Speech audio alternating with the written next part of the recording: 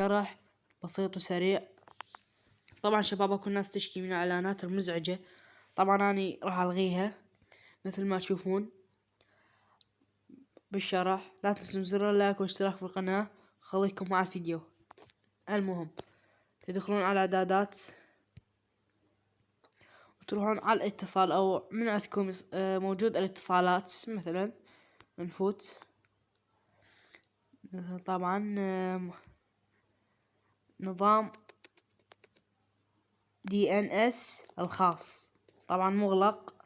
المهم ندخل، طبعا هنا موقف، هنا يقول نسويه تلقائي. ضبط الاعدادات نظام، تضغطونها. هنا اسم المضيف راح تضيفون هذا الكلان مثل ما تشوفون. راح اضيف هذا الكلان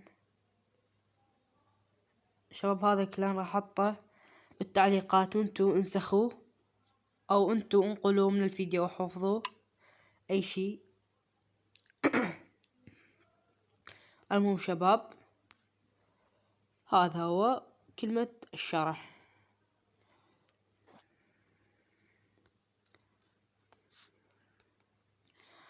طبعا شباب خلصنا الشرح، وطريقة جدا بسيطة من عندكم راح تلقون الاتصالات تدخلوا.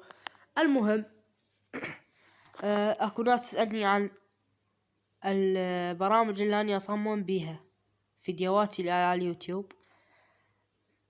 اصمم هذا وهذا وهذا هذا النوع احيله. المهم لا تنسون زر اللايك والاشتراك في القناة، واشوفكم فيديوهات اجمل واجمل.